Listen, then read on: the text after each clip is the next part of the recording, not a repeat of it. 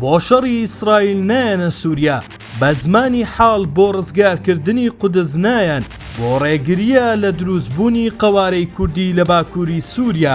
ئەمە نوێترین و ڕاشکراوترین پەیامی تورکیایە بۆ ئیسرائیل لە کاتێکدا تەل ئەبیب هەڕەشەی ئەوە دەکات کە ئەگەر هێزەکانی تورکیا بۆ ناو خاکی سووریا بێن دەبنە ئامانج. بەرپرسانی باڵای تورکیا لە نوێترین پەیامیاندا دەڵێن پاراستنی سەروەری خاکی سووریا لە ڕێگەی مانەوەی ئێمەوە دەبێت. تورکیا پێی وایە کشانەوەی سوپاکەی لەم ساتە ئەستیارەدا گەورەترین خزمەتە بەو ئەجێندایەی کە ئیسرائیل و کورد بۆ دابەشکردنی ناوچەکە هەیەە.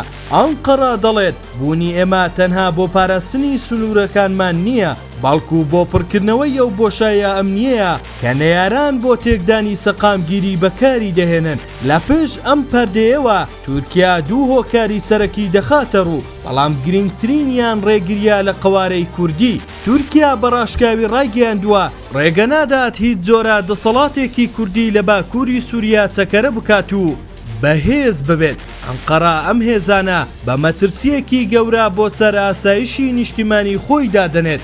لای تورکەکان هەر جۆرە قەوارەیەکی کوردی لەوێ یەکسانە بە تێکدانی یەکپارچەی خاکی تورکیا و سووریا پێکەوە. لا کێبڕکەی نێوان هەڕەشەکانی ئیسرائیل و سووربوونی تورکیادا وا دیارە سووریا تەنها گۆڕەپانی جەنگ نییە بەڵکو ناوەندی یەکلاکردنەوەی نەخشەیەکی نوێیە کە تێیدا دۆزی کورد لە چەقیدایە. ئایا تورکیا دەتوانێت بەرگەی فشارەکان بگرێت یان ناوچەکە بەرەو تەقینەوەیەکی گەورەتر دەچێت؟